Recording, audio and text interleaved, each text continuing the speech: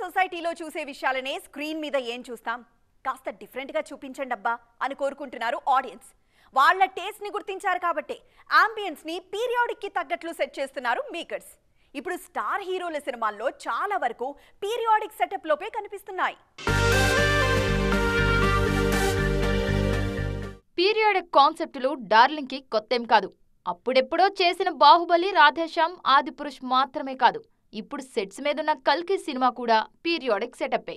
రామ్ చరణ్ హీరోగా బుచ్చిబాబు సానా దర్శకత్వంలో తెరకెక్కే సినిమా కూడా పీరియాడిక్ కాన్సెప్ట్తోనే సాగుతుంది. ఉత్తరాంధ్ర నేపథ్యంలో స్పోర్ట్స్ డ్రామాగా తెరకెక్కించనున్నారు. జులై ఎండింగ్ నుంచి షూటింగ్ మొదలవుతుంది. పీరియాడిక్ కాన్సెప్ట్తో రంగస్థలం, RRR సినిమాలు చేసిన అనుభవం ఉంది రామ్ చరణ్కి.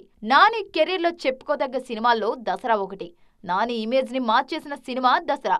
ఆ మూవీ డైరెక్టర్ శ్రీకాంత్ ఓదెల దర్శకత్వంలోనే మరో సినిమా చేయడానికి సిద్ధమవుతున్నారు నాని. అది కూడా వైవిధ్యమైన పీరియాడిక్ కాన్సెప్ట్తోనే సాగుతుందని టాక్. ఇందులో నాని ప్రజానాయకుడిగా కనిపిస్తారట. రీసెంట్ గా ఫ్యామిలీ స్టార్ గా మెప్పించిన విజయ్ దేవరకొండ నటించబోయే 14వ సినిమా రాయలసీమ నేపథ్యంలో సాగే పీరియాడిక్ కథతోనే ఉంటుంది. రాహుల్ సాంకృత్యాన్ దర్శకత్వం వహిస్తున్న ఈ సినిమాలో కరువు ప్రాంతంలో ఎదిగిన వీరుడిగా కనిపిస్తారు విజయ్. రీసెంట్ గా ఏజెంట్ చేసిన అఖిల్ అక్కినేని నెక్స్ట్ సినిమా కూడా పీరియాడిక్ కాన్సెప్టే అని టాక్.